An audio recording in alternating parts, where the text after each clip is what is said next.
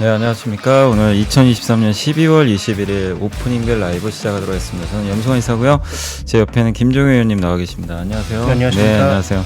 자, 오늘은 이제 미국 증시가 워낙 좀 많이 빠져가지고 좀 하락 출발이 예상되는데 역시 하락 출발을 좀 했습니다. 코스피가 2,600을 다시 좀 이탈을 해서 마이너스 17포인트 기록을 하고 있고요. 0.66%. 뭐 미국 증시 하락에 비해서 하락폭은 좀 그렇게 크진 않지만 그래도 하락 종목이 오늘 632개나 좀 될 정도로 많은 기업들의 주가가 좀 하락을 하고 있고 코스닥도 큰 폭의 좀 하락세가 좀 이어지는 것 같습니다. 오늘 0.8% 빠지고 있고요.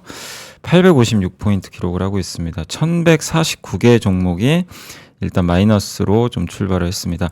오늘 뭐 마이크론의 실적이 굉장히 좀 잘 나왔죠. 예, 네. 좋은 멘트들 나오면서 시간에서 지금 주가가 4.5% 급등하고 있어서 아마 그 영향으로 삼성전자는 거의 안 빠지는 것 같아요. 마이너스 0.2% 하락에 좀 불과하고 하이닉스 역시 마이너스 0.6%로 뭐 지수에 비해서는 좀 그 긍정적으로 출발을 했는데 다만 좀 오늘 LG 에너지 솔루션이 마이너스 1.5%, LG화학, 삼성 SDI가 1% 마이너스 2% 정도 하락을 하고 있어서 약간 이제 2차 전지 대표주들의 주가가 조금 부진한 게 증시에 좀 부담이 되고 있고요. 코스닥은 에코프로 비행과 에코프로가 각각 한 0.9에서 1.5% 정도 하락을 하고 있는데 오늘 보니까 시총 상위 기업 중에서 LS 머티리얼즈가 그동안 정말 엄청난 랠리를 보였는데 네. 오늘은 좀 급락하는 것 같아요. 네. 그래서 약간 이제 이 일단, 부분이 네, 조금 시장 이제 부담인데 한번 조정이 주시죠. 나타나면서 아무래도 일단 많이 올랐던 종목군들의 차익 매물이 강하게 나오는 것은 뭐 피해갈 수 없는 네. 일인 것 같고요. 다만 뭐 최근에 이들 종목의 흐름을 보시면 장중 조정이 커지면 후반에 뭐 거래가 집중되면서 올라왔던 적도 있으니까 지금의 하락이 이어질지는 좀 지켜볼 필요가 있겠고 지금 뭐 지도에서 표시되는 것처럼 하락 종목이 뭐 대거 많은 상황에서 전기전자 업종에 좀 비중이 있는 두 종목 포스코 퓨처엠이 강보합 전환했고요. LG전자가 뭐 생각보다 강한 모습이에요. 네, 잘 그다음에 업종별로 봤을 때 운수천고 업종 좀 눈에 띄고 있는데 HMM이 2.7%의 강세고 그다음에 페노션이라든지 그다음에 흥하해운도 강세로 돌아서면서 운수천고 업종에 좀 플러스권을 나타내는 종목군들이 좀 포함되어 있고요. 그다음에 보험주 중에서는 삼성화재 정도가 강세를 나타내고 있는 가운데 나머지는 뭐 전체적으로 좀 약세 국면이라서 오늘 우리 시장도 차익 매물을 조금 소화할 가능성은 높은데 문제는 이 차익 매물을 소화하는 과정에서 어저께 유입됐던 외국인들의 현선물 매수가 어떤 방향을 보이느냐 특히 선물 쪽에서 굉장히 많은 매수가 네. 유입되면서 시장을 끌어올렸잖아요. 그래서 외국인들이 산 현물 부분의 변화는 작다고 하더라도 금융투자의 이 차익 거래가 어떤 방향을 보일 것이냐 왜냐하면 이게 만기 구간에서 또 계속 매수가 들어왔었기 네. 때문에 좀 매수가 쌓여있는 부분이 있었고 그 다음에 최근에 들어온 것도 배당량을 고려한 매도가 1월 달에 나올 가능성이 높은데 어저께 꽤 많은 물량이 유입된 그 1조가량의 물량이 유입된 상황이어서 이 물량의 그 출회 여부에 따라서 시장의 변동성이 좀 커질 수가 있죠. 그래서 오늘은 아무래도 외국인 선물 매매 동향을 좀 살펴보실 필요가 있겠고요. 자, 코스닥 시장은 평소보다는 조금 둔화된 모습이긴 합니다만 여전히 업종 내에서 한두 종목씩 툭툭 튀어 올라가는 종목이 있는데 지금 헬릭스미스 같은 경우 급등하는 모습 나타나고 있고요. 그 다음에 지금 뭐 개별 종목 중에서 KNS가 급등하는 모습이 나타나고 있고 반도체는 YIK 정도가 크게 오르는 모습, 금융업종 내에서는 하림 지주의 반등이 이어지는 모습이 현재 나타나고 있습니다. 네. 그래서 사실 오늘 뭐 오르는 종목 찾는 게 훨씬 쉬운 날이잖아요. 네, 워낙 그렇죠. 이제 저 어제랑은 또 완전히 180도 다른 분위기인데 사실 저희도 좀 걱정했던 게 미국 증시가 정말 끝없이 상승하고 있어가지고 네. 그걸 좀 걱정을 했는데 사실 뭐 조정 나와도 이상할 건 없습니다. 많이 맞습니다. 올랐기 때문에. 네. 근데 이제 빠졌던 이제 이유가 중요한데 이제 많은 분들의 뭐 시각으로는 좀 차익 매물 나온 것 같다. 근데 그 빌미를 제공한 게 결국 오늘 미국의 10년물 국채 금리가 3.8까지 떨어졌어요. 그렇죠. 정말 크게 빠졌는데 페덱스가 실적 발표를 했는데 11% 페덱스가 경기를 나타내는 또 바로미터 중에 하나잖아요. 네. 근데 여기가 매출액 전망을 또 하향 조정했더라고요. 그러니까 그만큼 이게 경기가 우리가 생각했던 것보다 이런 이제 페덱스라는 기업을 봤을 때는 이거 안 좋은 거 아닌가? 그러니까 시장이 좀 의심하는 것 같아요. 어차피 지금 금리나 지금 물가 걱정하는 상황은 아니다 보니까 가장 중요한 게 결국 경기 이슈인 것 같은데 이게 이렇게 페덱스가 안 좋아지면 이게 경기에 이게 결국엔 좀 선행 지표 아닌가 이렇게 또 시장이 판단을 해서 그게 빌미가 돼서 좀 차익 매물이 나온 거 아닌가 이렇게 보여지는데 다만 이제 오늘 새벽에 발표된 그 미국의 경제 지표는 또 괜찮았거든요. 네. 지표 자체는 괜찮았는데 일단 페덱스라는 기업이 12% 빠지다 보니까 이 영향을 좀 준 것 같아요. 그래서 시장을 일단 지금 많이 올라온 상황에서 이 경기 둔화에 대한 리스크, 근데 지표는 좋고 기업은 좀 안 좋고, 근데 또 이 메모리 반도체도 경기 민감주인데 마이크론 또 좋단 말이에요. 그래서 네. 참 이게 지금 미국 증시 그냥 오늘 빠진 것만 봐서는 이게 구조적으로 하락을 할지 그냥 단기적인 좀 하락일지 좀 판단하기가 좀 사실 좀 쉽진 않은 건 사실인데 좀 오늘 미국 증시의 어쨌든 하락은 좀 개인적으로 어떻게 보세요? 좀 약간 일시적이라고 좀 보세요? 네, 일단 일시적이라고 결론부터 말씀드리면 일시적일 거라고 판단하고 있는데 지난번에도 네. 한번 언급드린 것 같습니다만 미국 시장의 최근에 동향 보시면 한번 19레일 올라오고 그다음에 그 CNN 네. 머니에서 측정하는 지표상 이제 익스트림 그리드로 들어갔거든요. 과도한 탐욕이었다. 네네네. 예, 근데 맞아요. 이제 뭐 오늘 하락했으니까 좀 약간 또 바뀌었을 수 있는데 그러면 그런 양상 속에서 소위 이제 거래자들 중에서 일부 공매도 하시는 분들은 장전에 계속 이제 공매도를 늘려놨다가 장후반에 말아올리면 다시 정리하면서 더 끌어올리는 네. 모습을 계속 보여왔단 말이죠. 그러니까 그때도 말씀드렸다시피 이런 어떤 단기 고점을 인식하는 공매도 매물은 계속 나오고 있었는데 이걸 휘감을 정도의 매수가 존재하느냐 아니냐의 싸움이었는데 네네. 그동안은. 근데 어저께 같은 경우에는 이제 그 정도의 강한 매수가 나오지 않았다라고 봐야 될 것 같고요. 말씀하셨던 그 트리거가 됐던 건 저도 페덱스라고 생각하고 있습니다. 그래서 페덱스 한 종목이 뭐 미국 경기의 전체를 설명한다 이렇게 얘기할 수는 없지만 어쨌든 페덱스가 다우 운송지수라고 하는 일종의 선행지표의 대표 종목 중 하나고요. 그다음에 그 안에 들어갔던 종목이 이 정도의 실적을 내니까 그다음에 10일 연속의 상승, 그다음에 역사적 고점의 등정 이런 부담감을 느끼는 상황에서 조금은 한번 지켜보자라는 심리가 작용하지 않았나. 그래서 어저께는 그런 종가 부근에 나온 단기 매물 자체가 시장을 조금 눌렸다라고 볼 수 있는 상황이기 때문에 뭐 다시 이제 뭐 좋은 기업들의 실적이 나오고 분위기를 반전시킬 수 있는 요소들이 나타난다면 뭐 반등은 가능하다라고 보여지는데 다만 이제 미국도 거래일 기준으로는 뭐 며칠 남지 않은 상황이고 그다음에 다음 주는 실제적으로는 뭐 거의 거래가 없는 한 주 아니겠습니까? 네. 우리보다 뭐 미국이나 유럽 같은 경우에는 실제로 26일도 거의 뭐 휴일이나 마찬가지고 뭐 그런 양상임을 고려해 봤을 때 아마 뭐 연말까지는 큰 반등은 쉽지 않을 것 같고 내년에 넘어가서 기업 실적이라든지 지표에 대한 베팅을 좀 더 하지 않을까 이렇게 봐야 될 것 같습니다. 어쨌든 이제 미국 증시가 좀 약간 단기적으로는 소강 국면에 네. 진입하는데 이게 이제 구조적인 하락으로 연결이 안 되려면 결국엔 경기에 대한 사람들의 그 이게 침체까지 안 간다는 그렇죠. 당연히 확신은 있어야 될 것 네네. 같아요. 그래서 그런 부분들은 우리가 면밀히 좀 체크를 해야 됐고 오늘 그냥 단지 페덱스 하나 때문에 좀 다시 미국 증시가 흔들린 건 사실이지만 이걸 하나를 그냥 또 너무 확대 해석해서 이제 뭐 끝났다라고 네. 좀 볼 필요까지는 아직은 좀 없는 것 같습니다.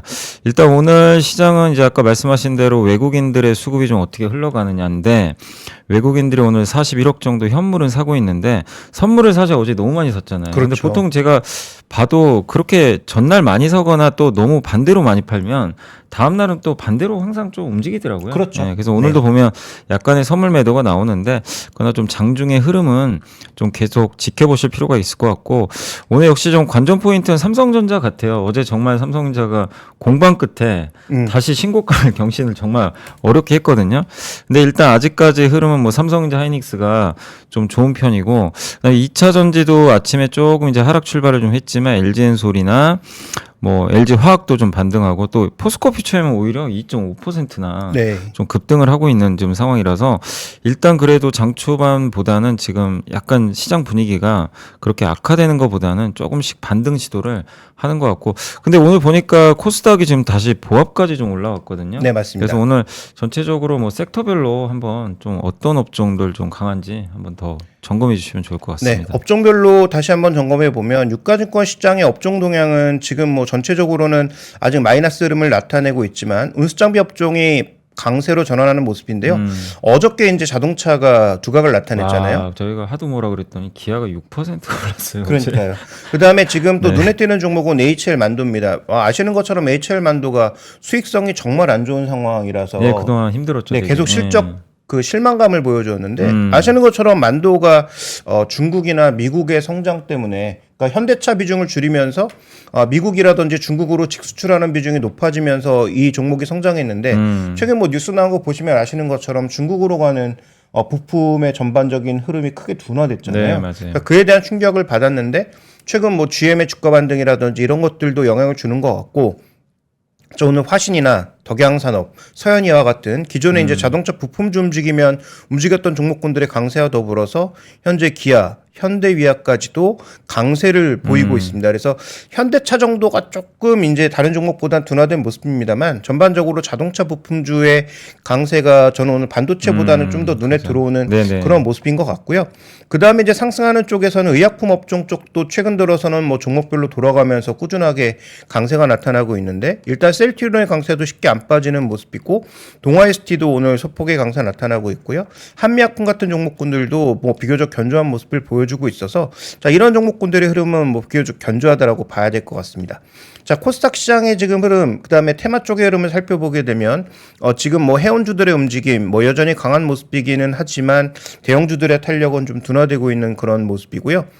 그 다음에 뭐 육계 관련주들의 움직임은 하림이 이끌고 있는 모습이기 때문에 육계 관련이라기보다는 최근 뭐 하림 지주의 전반적인 움직임에 기인하고 있는 상황이다라고 봐야 될 것 같고 뭐 그 외에 이제 움직이고 있는 종목군들 중에서는 아까 언급드렸던 자동차 부품주들 모비스나 그 지금 만도나 이런 종목군들의 강세를 보이고 있는 부분도 눈에 띄고 있는 모습이고 그다음에 LS전선 아시아가 오늘 뭐 9%대 거래가 좀 증가하면서 강세를 보이고 있는 부분 그래서 최근에 이제 LS가 상장되어 있기는 하지만 LS 머티리얼즈의 전반적인 움직임을 가장 민감하게 반응하는 것은 또 LS전선 아시아인데 네. LS 머티리얼즈가 약세를 보일 때 또 이 종목이 또 두각을 나타낸다든지 하는 이런 약간 뭔가 조금 엇갈리는 그런 모습을 보여주고 있는 것도 계속 눈에 띄고 있습니다.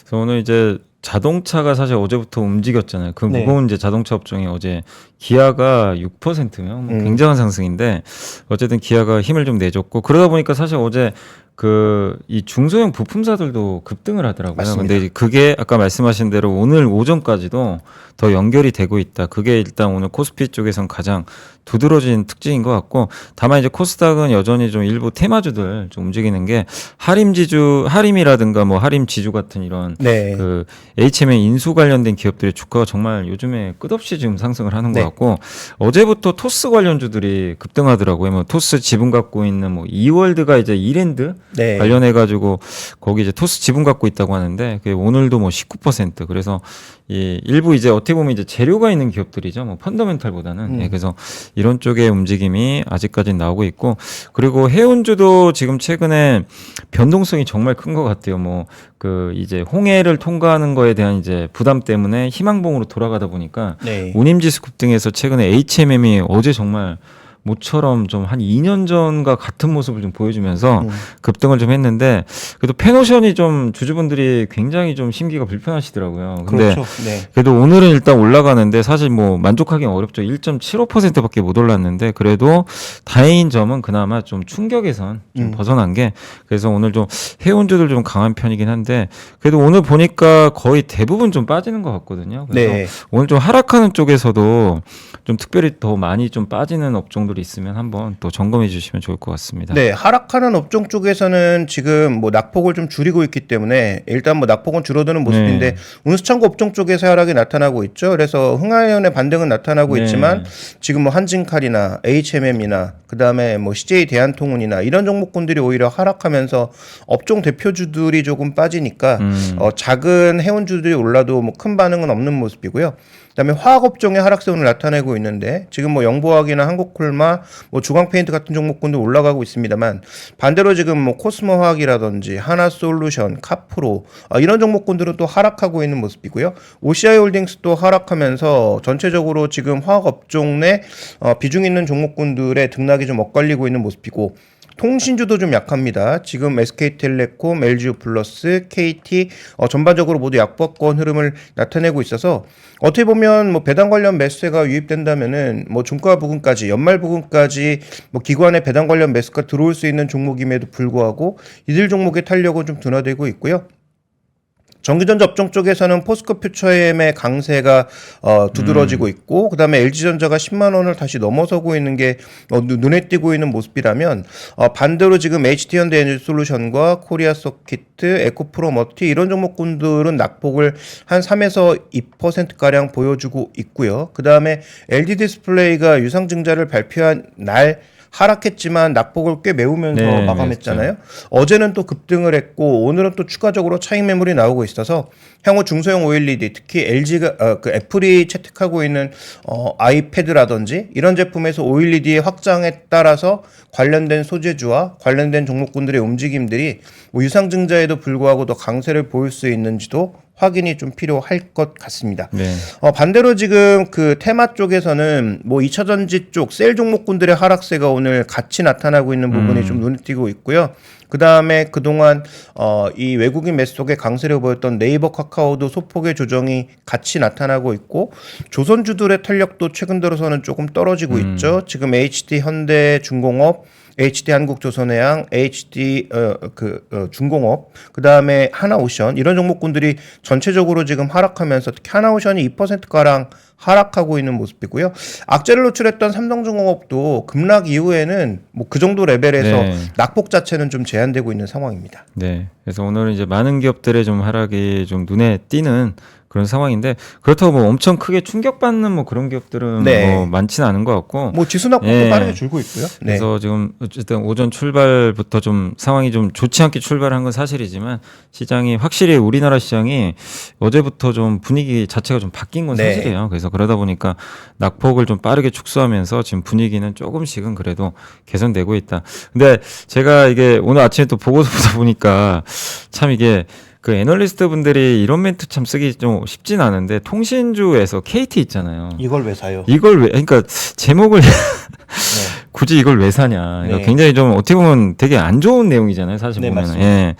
그래서 그만큼 KT가 좀 안 좋은 건가. 이건 뭐 주주분들이 또 판단하셔야 될 문제긴 한데. 네. 근데 통신주 같은 경우는 사실 개인 투자분들 관심이 거의 없는 업종 중에 하나인데. 그렇죠. 네. 근데 다만 의외로 배당 투자하신 분들은 되게 또 좋아하시거든요. 맞습니다. 예. 그러니까 왜냐하면 아니 이렇게 현금 흐름이 좋은 업종들이 별로 없잖아요. 우리가 매달 돈 주잖아요. 그렇죠. 통신사에 우리 전 국민이 네. 다 주기 때문에 사실 굉장히 좀 안정적인 비즈니스 모델이고 그리고 그동안 이제 5G 투자에 대한 부담도 있었지만 사실상 이제 그것도 뭐 거의 좀 줄어드는 상황이고 그러다 보니까 연말하면 항상 이제 배당주로 좀 떠오르다 보니까 요새 네. 또 주가도 좋았잖아요. 맞습니다. 예, 근데 좀 통신주 같은 경우는 사실상 그 우리가 투자할 때 어쨌든 뭐 시세 차익보다는 저는 시세 차익을 노리긴 굉장히 어려운 업종 같고 네. 계속 좀 우리가 봤을 때는 배당주 투자한다면 만약에 내가 배당을 선호한다면 통신 업종 하나 정도 편입하는 건 좀 어떻게 보세요? 근데 지금 일단 SK텔레콤 같은 경우에는 5만 원대 이상에서는 주가가 더 못 가는 양상이에요. 네. 그러니까 얼마 전에 거래가 대량으로 터진 적이 있었는데 뭐 그때도 주가가 그 대량 거래량 이후에 오히려 가지 못하면서 매물만 쌓아놓은 게 아닌가 싶은 생각이 들어서 뭐 배당 투자를 하신다면 일단 상대적으로 배당액 대비해서 시가 기준의 배당 수익률이 많이 나오는 종목을 공략해야 되는데 그러면 배당락 되고 나서 그 종목을 또 어떻게 매매할 것인가 배당락을 얼마나 빨리 메울 것인가가 관건이잖아요. 그러니까 장기적으로 계속 배당을 받고 그 배당을 또 추가적으로 복리 투자하실 게 아니라면은 단기적으로 배당 받고 나서 빠르게 그 배당락을 줄여줘야 매력이 있을 텐데 지금 그 정도의 매력이 있는 종목은 저는 SK텔레콤을 제외하고는 없는 것 같고요. 그다음에 SK텔레콤을 제가 다른 통신사보다 조금 좋게 보고 있는 이유는 예전에 SK텔레콤이 AI 한다고 했을 때 저는 네. 솔직히 좀 믿지 않았거든요. SK텔레콤의 AI가 잘 될 가능성은 높지 않다라고 봤는데 네. 그 초기에 나왔던 누구 그 뭐죠? 단말기 같은 거 누구에서 불러서 뭐 이렇게 대화하면 네. 처참한 수준이었거든요. 인식률도 그렇고. 네. 근데 최근에 이제 티맵 쪽에 그 관련된 솔루션들이 계속 사용하는 사람도 늘고 하면서 생각보다 꽤 많이 개선됐더라고요. 그래서 티맵을 기반으로 하는 그 내비게이션 뭐 써보신 분들은 아시겠지만 요즘은 인식률도 그렇고 네. 그 전반적인 사용성이 오히려 늘어나고 있는 부분이 있기 때문에 어느 쪽으로든 로데이터 확보가 나타나기 시작하면 AI의 성능은 특정 부분이라도 강화될 수밖에 없는 부분이잖아요. 그래서 향후 이제 통신사가 만약에 성장 동력을 보인다면 5G나 6G를 기반으로 해서 B2B, B2G 서비스로 넓혀가야 될 텐데 그런 측면에서 보면 KT는 지금 클라우드 쪽, 그다음에 SK텔레콤은 뭐 클라우드도 있지만 하이퍼스케일 클라우드 쪽에 뭔가 서비스를 하기보다는 누구를 중심으로 해서 소위 팀앱 내비게이션을 중심으로 한 서비스를 확장해 나가고 있다라는 관점에서 저는 뭐 향후 성장 모델은 그 정도로 좀 봐야 되지 않느냐 이렇게 보고 있습니다. 그러니까 사실 통신사도 나름대로 뭐 기업들은 항상 그러잖아요. 기업들이 이제 자본 배치를 되게 잘해야 되는데 네.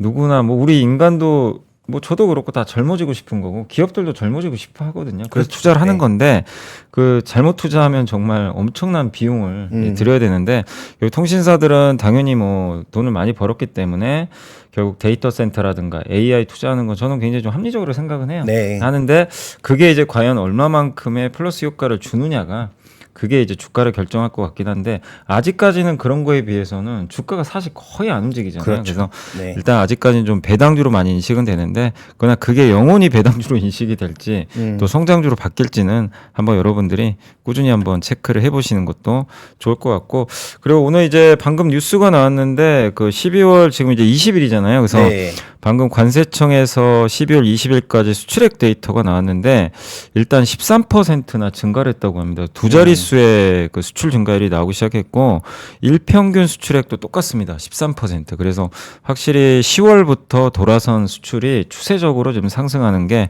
검증이 되고 있어서 뭐 이 부분은 일단 우호적인데 다만 이제 이런 것들을 시장은 또 미리 또 반영을 어느 정도 하다 보니까 네. 뭐 일단 오늘 증시에 반영은 안 되고 있지만 펀더멘털 자체는 확실히 우리나라 이 기업들의 수출은 이미 4분기부터 확실히 돌아섰다라고 여러분들이 좀 보셔도 좋을 것 같고 그다음에 이제 주요 이슈들 몇 개 또 저도 한번 좀 준비를 해봤는데 일단 오늘 가장 이제 관심은 마이크론의 실적이잖아요. 그렇죠. 그래서 아까 시간에서 한 4.5% 정도 주가 오르고 있는데 여기 CEO가 이제 얘기했던 거는 25년을 굉장히 좋게 보고 있더라고요. 그래서 25년도에 상당히 높은 아마 성장이 나올 것 같다. 이렇게 또 전방을 해줬고 내년부터 이제 그 확실히 턴어라운드 하는 거는 좀 인정을 했고 25년도가 더 좋을 것 같다 이렇게 했기 때문에 이게 만약에 맞다면 반도체 투자는 굉장히 편할 수밖에 없는 것 같아요. 그러니까 25년이 좋으니까. 그 주가 퍼포먼스는 내년에 나오고 예. 25년도에 또 고점 오고. 예. 이거 그러니까 아니에요? 이제 그렇게 보면 24년도 이제 하반기는 고민이 되겠죠. 그렇죠. 근데 네. 내년 상반기까지 봐서 이 말이 근데 맞는다는 조건이 붙어야 됩니다. 맞습니다. 그래서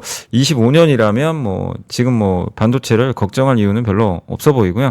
그리고 확실히 공급을 계속 제한하겠다라고 언급을 한 게 더 긍정적이지 않나 싶어요. 만약에 공급을 늘렸다라고 얘기를 했으면 사실 또 이게 증산 이슈가 또 생겨가지고 그렇죠. 가격이 좀 부담이 될 텐데 이게 HBM이 웨이퍼를 2배 이상 잡아먹는데요. 그러니까 HBM 생산을 하면 네. 그럼 당연히 이 들어가는 이 증가폭이 적을 수밖에 없고, 그러니까 예전 제품을 쓰기가 좀 어려운 거죠. HBM을 그렇죠. 투입할수록 다른 걸 줄여야 되니까. 그래서 아마 그런 부분들이 자동 감산 효과가 계속 좀 생기지 않나 이렇게 좀 보여지고, 그리고 PC 판매량은 한 자릿수 초반에서 중반까지 좀 증가할 걸로 전망해줬고, 스마트폰도 완만하게나마 성장을 할 걸로 일단은 전망을 해줬습니다. 그래서 확실히 좀 마이크로 CEO가 보통 항상 보면 좀 낙관론적인 얘기를 많이 하는데 네. 어쨌든 이거는 뭐 근거 없는 낙관론이 또 아니다 보니까 시장에서 좀 긍정적으로 받아들이고 있고, 근데 아까 제가 이제 잠깐 이 한국 IR협의회의 그 김경민 연구원님 아세요? 김경민 연구원이 오늘 모릅니다. 하나증권에 네네. 베스트 예전에 하시다가 맞습니다. 한국 IR협의회로 가셨는데 예. 그 블로그를 운영을 하세요. 근데 이제 바로 마이크론 이거 실적을 적어주셨더라고요. 그래서 한번 읽어봤는데 마지막에 뭐라고 돼 있었냐면 IR한 이것들을 이제 정리를 해가지고 챗GPT한테 물어봤나 봐요. 네. 너 시간에서 얼마 오를 것 같냐? 그랬더니 그 챗GPT가 답을 했는데 5에서 한 10% 정도 오를 것 같습니다. 근데 진짜로 4.5가 올랐어요. 네. 그래서 그거 이제 마지막에 적어 놓으셨는데, 야, 챗GPT가 정말 이제는 애널리스트 정도인가? 좀 그런 생각이 들 정도로, 야, 되게 좀 무서운 생각도 좀 들긴 했는데, 그만큼 챗GPT도 많은 데이터들을 보면서 이걸 바로 지금 학습을 해놨기 때문에, 그렇죠. 이 정도면 한 5% 오를 것 같다. 이렇게 좀 근사치로 내놓은 건데 네. 너무 놀랍게도 그게 또 비슷하게 답이 나오니까. 근데 챗GPT나 이런 AI가 무서운 게 뭐냐면 우리는 과거 데이터를 다 기억할 수가 없어서 자료를 찾아보면서 네. 우리가 뭔가 예상해야 네. 되잖아요. 근데 챗GPT는 한번 자료를 입력해 놓으면 그게 항상 뒤에 백이 있으니까. 네, 있으니까. 그 백테스팅에서 뭔가 과거 사례를 기준으로 어느 정도의 퍼포먼스가 나오는지를 예를 들어서 예상 레인지를 뽑아봐라 하면은 바로 나올 수 있을 거 네. 아니에요. 그게 좀 무서운 것 같아요. 그러니까요. 예. 도와줄 수도 있고 앞서갈 수도 있는 거고. 예. 저는 마이크론 실적에서 한 가지 조금 뭐 가장 주목하고 있는 것은 뭐 말씀해 주셨다시피 그 CEO가 낙관적이기는 하지만 어떻게 보면 산업전선에 가장 앞에 계신 분들은 맞아요. 회사에 있으신 분들이잖아요. 그래서 저는 뭐 애널리스트 얘기들도 중요하고 그들의 분석도 중요하게 보지만 회사의 CEO나 뭐 CFO나 아니면 뭐 기술 뭐 CIO 이런 사람들이 나와서 얘기하는 부분들은 분명히 한번 새겨들을 필요는 있다. 맞아요. 그게 뭐 맞던 틀리던 그분들이 보는 시각 자체가 산업의 가장 최전선에서 보고 있는 것이니까 뭐 그분들이 뭐 투자자들 대상으로 거짓말만 하지 않는다면 네. 그러면 저는 그 긍정적인 시각은 충분히 조금 봐야 되지 않느냐 이렇게 보고 있습니다. 그리고 이번 이제 실적을 보면 결국 풍향계란 얘기를 많이 하잖아요. 마이크론 먼저 네, 하니까. 제일 먼저 하니까요. 그래서 네. 아마 삼성전자, SK하이닉스도 실적 추정치가 애널리스트들이 올릴 가능성도 저는 좀 있다고 보거든요. 그래서 이번 마이크론의 실적은 어쨌든 국내 증시에도 상당히 좀 우호적으로. 그래서 오늘 한국 증시가 어쨌든 좀 잘 버티고 있고 지금 방금 또 코스닥은 상승 전환을 했어요. 네. 그래서 그만큼 세지는데 사실 오늘 이제 가장 많은 분들이 기대하시는 건 뭐 마이크론도 잘 나왔지만 이제 오늘 발표한다고 하더라고요. 네. 그 양도세 관련해서 그래서 오늘 뭐 몇 시 할지는 저도 잘 모르겠지만 아마 그 기대감이 좀 남아 있어서 이걸 10억에서 50억까지 올려주면 사실상 매도 물량 거의 안 나온다고 봐야 되겠죠. 네. 예. 뭐 그렇긴 한데 지금 뭐 시장에서 들려오는 뭐 소리들이 너무 많아서 뭐 20억 이상 못 올린다부터 아 그런 얘기 시작해서 또 있나요? 네, 그래서 뭐 굉장히 여러 가지 얘기들이 돌고 있고 이미 여기서는 뭐 정부에 대한 나쁜 소리를 할 수밖에 없는 게 이 불안감을 가져온 게 정부 당국이잖아요. 그러니까 한다고 했다가 안 한다고 했다가 다시 한다고 했다가 몇 번을 반복하고 있는데 이게 뭐 예를 들어서 실무진에서 나온 얘기라면 뭐 실무진에서 얘기를 너무 쉽게 흘렸다 그럴 수 있는데 이게 뭐 소위 뭐 경제부총리급의 분들이 나와서 얘기를 막 뒤집고 하니까 그러면 이 정책 결정을 누가 하는 건가 뭔가 미래를 내다보고 하는 건가 그냥 뭐 이렇게 아무 생각 없이 나와서 생각하시는 대로 얘기하는 것인지가 불안하니까 그래서 어쨌든 이 결과가 나오기 이전까지는 확신하기 좀 어려울 것 같고요. 다만 최근 나타나고 있는 코스닥 시장의 상대적 강세는 분명히 그 요인이 작용하고 있기 그러겠죠. 때문에 예. 저는 그렇다면 1월 달에 아까도 지난번에도 말씀드렸던 것처럼 만약에 이번 코스닥 랠리가 좀 더 이어질 경우에는 1월 달 랠리는 또 그럼 사라지는 게 아닌가. 왜냐하면 뭐 샀다 팔았다 반복하는 그런 요인이 없고 이걸 미리 예상하고 뭐 기관 투자자들이나 일부 전문 투자자들이 그와 관련된 투자 전략을 이미 짜놨을 거 아니겠어요? 네네. 그런데 그게 만약에 나오지 않으면 그들은 1월 달에 수급에 참여할 이유가 없으니까 그래서 그런 요인이 줄어든다라는 것도 반드시 한번 인식해 볼 필요가 있을 것 같고요.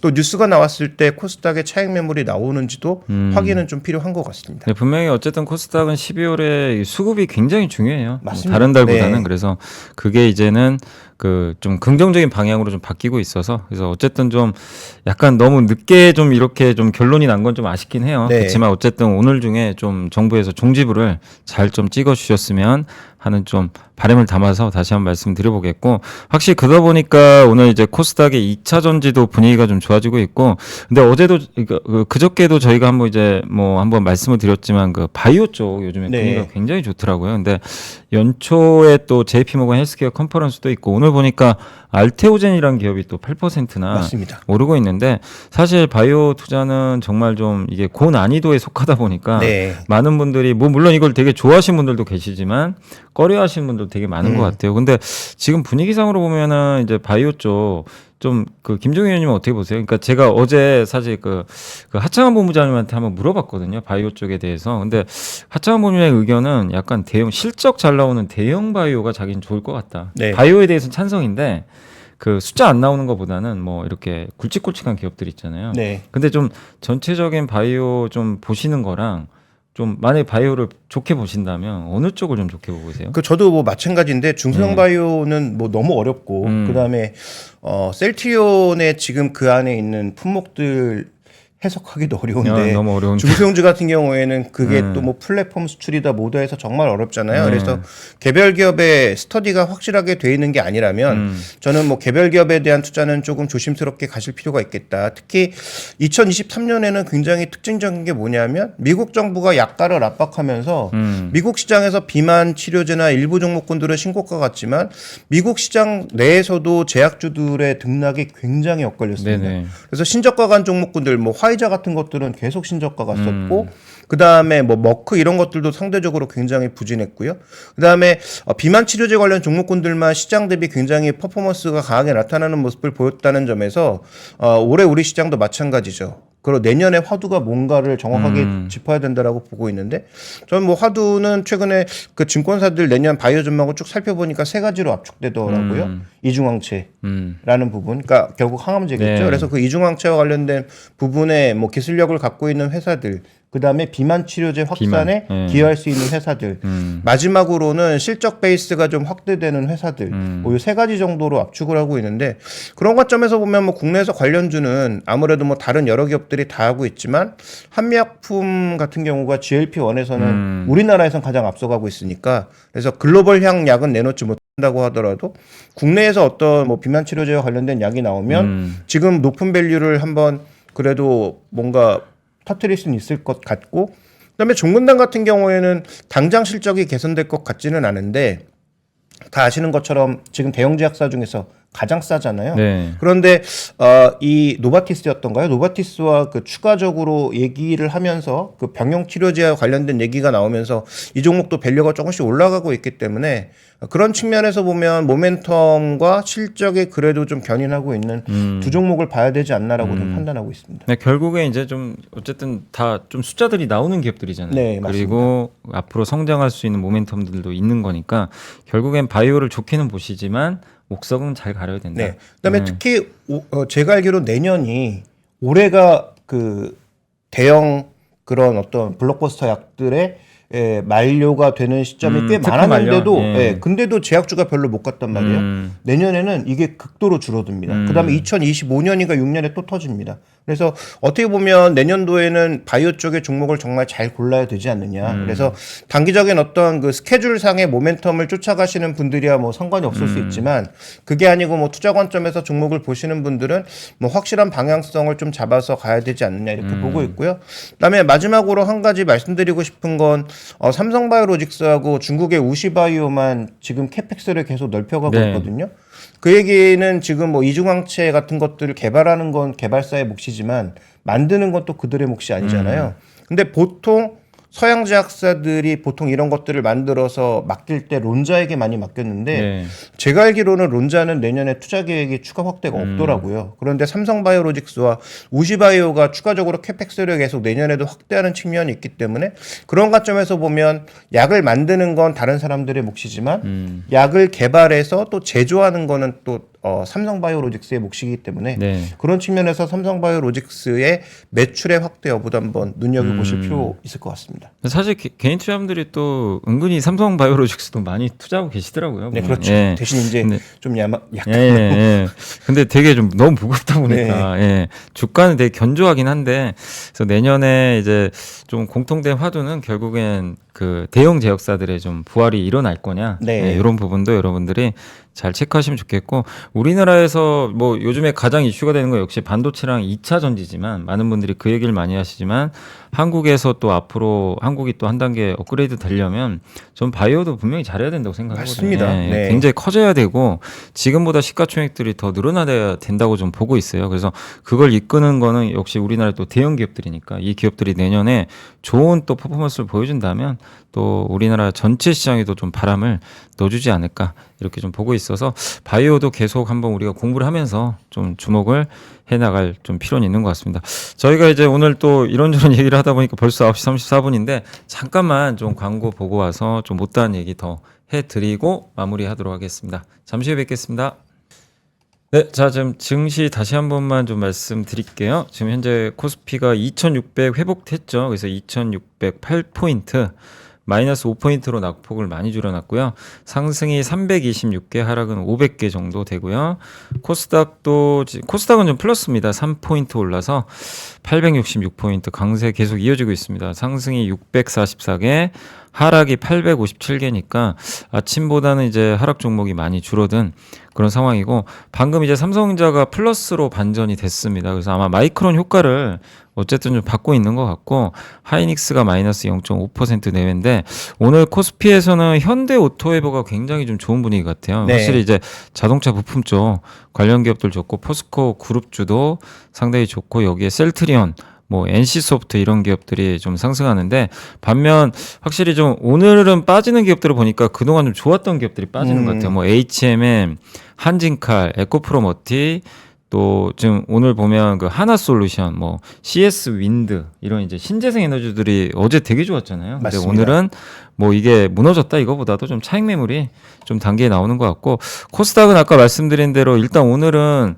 그 알테오젠 같은 이런 바이오 기업들이 주도하는데, 유독 오늘은 포스코 그룹이 괜찮은 것 같아요. 포스코 DX가 급등하고 있습니다. 예, 지금 9%, 포스코 엠텍이 5%. 포스코 무슨 일 있나요 지금? 포스코 퓨처임도 예. 초반부터 강조. 예, 그러니까 오늘 근데 앞에 이제 포스코 달려 있으면 다 급등하는 그런 양상이고, 물론 이것도 약간 세금 이슈도 있을 수 있어요. 왜냐면 올해 상반기에 굉장히 성과 좋았던 이 포스코 그룹이잖아요. 그때 맞습니다. 정말 어마어마한 상승을 보였는데, 이게 아마 세금 좀 부과 이슈가 좀 완화된다면 당연히 호재가 될 수 있어서 그런 부분도 있겠지만, 어쨌든 오늘은 포스코 그룹주가 유독 돋보이는 그 코스닥 쪽에서 눈에 띄고, 그 외에 LNF라든가 뭐 삼천당 제약, HK인원, 그러니까 주로 좀 바이오 쪽이 확실히 네. 좀 눈에 띄는데, 다만 좀 하락하는 쪽은 뭐 위지익 스튜디오, 뭐 에코프로, 그 다음에 GC셀, 뭐 위메이드 일부 이런 좀 개별 기업들이 좀 약간은 빠지고 있는데, 그런 낙폭들은 그렇게 좀 크진 않은 것 같아서 확실히 코스닥도 좀 견조한 그런 좀 종목 장세가 좀 오전에 이어지고 있어서, 시장 분위기는 좀 어쨌든 오늘 좀 미국 증시 때문에 많은 분들이 좀 걱정하셨을 텐데, 이 정도 흐름이 어떻게 보세요? 좀 유지될까요? 네. 아니면 조금 또 흔들릴까요? 일단 뭐 결론을 드리기보다는 네. 포인트를 말씀드리면, 지금 이게 선물시장 미결작전과 선물시장 움직임이거든요. 어저께 급등하면서 외국인들이 거의 2만 개 가까운 순매수를 보였는데, 미결작전의 변화를 보시면 어저께 초반이 한 25만, 그 다음에 중반 끝날 때 종가 부근에 보시면 26만 5천. 그러니까 2만 계약 정도가 늘었는데, 미결작정이 그만큼 늘지 않았다라는 것은 일정 부분의 포지션 변동이 있었다는 얘기거든요. 그러니까 기존 포지션을 청산하면서 바꿨다는 얘기로 해석을 할 수가 있겠고, 지금도 마찬가지입니다. 외국인들이 지금 800계약 정도의 매도예요. 미결작정은 5천 계약입니다. 네. 그러니까 순 포지션으로 우리가 판단할 수 없는 신규 포지션들이 강력하게 유입되고 있다는 얘기인데, 이러면서 지금 양봉이 나고 있는 거잖아요. 그러니까 외국인들 선물로 뭔가 버티고 있다라고 볼 수 있는 상황이기 때문에, 이게 종가까지 이어진다면 저는 뭐 추가적인 강세가 더 나오거나 낙폭을 줄이면서 2600선 위에 안착할 가능성이 높다. 반대로 이게 이제 매물화되는, 오후장에서 재료 때문에 매물화되든 아니면 단기적인 수급으로 매물화되는 상황이 오게 되면 유가증권 시장에서 일단 부담을 받을 수밖에 없기 때문에, 그래서 오늘 가장 많이 살펴보셔야 될 것은 외국인들의 선물 매매가 과연 어떤 방향성을 보여줄 것이냐에 저는 조금 베팅하셔야 될 것 같습니다. 네. 그래서 외국인 선물까지 한번 또 체크를 해 주셨습니다. 자, 이제 저희가 오늘 사실 뭐 웬만한 내용들은 다 전달을 좀 해드린 것 같고요. 어쨌든 미국 증시가 좀 쉬어가는 분위기에서 우리나라가 상대적으로 부진했기 때문에, 네. 그러니까 항상 좀 많은 분들이 걱정하시는 게, 미국 빠지면 더 빠지고 오를 땐 못 오르고, 사실 그게 한국 증시의 좀 고질적인 특징 중에 하나인데, 지금 분위기는 그런 것 같지 않아요. 미국이 좀 빠져도 큰 부담 없이 한국 증시는 또 한국 증시 나름대로 종목 장세가 좀 잘 펼쳐지고 있고, 역시 그 중심인 삼성전자 그리고 현대차, 거기다 기아가 오늘도 1% 또 올라요. 네. 그러니까 확실히 이런 대형주들의 주가 반등이 잘 이어지고 있어서 한국 증시는 확실히 체력이 좀 강해진 그런 모습이 아닌가라고 좀 보셔도 또 좋을 것 같습니다. 자, 저희 이제 오늘 9시 40분이라 좀 시간이 좀 많이 넘었는데, 2023년 12월 21일 그 오전 방송 여기서 좀 마무리하도록 하겠고요. 저희는 또 내일 금요일 날 아침에 찾아뵙도록 하겠습니다. 김종현 의원님 고생하셨고요. 네. 오늘도 시청해 주신 분들 다시 한번 감사드리겠습니다. 내일 뵙겠습니다. 감사합니다. 장 시작 전부터 종료까지 쏟아지는 수많은 뉴스와 정보들, 이 중에서 어떤 것이 투자에 정말 도움이 되는 정보일까요? 3프로의 증시 셔터맨 박근영 마스터가 직접 정보를 선별하고 투자의 힌트를 드립니다. 시간도 아끼고 투자 아이디어도 얻는 시간, 박근영 부장의 마켓 힌트와 함께 하세요. 자세한 사항은 3프로TV 앱과 홈페이지를 확인하세요.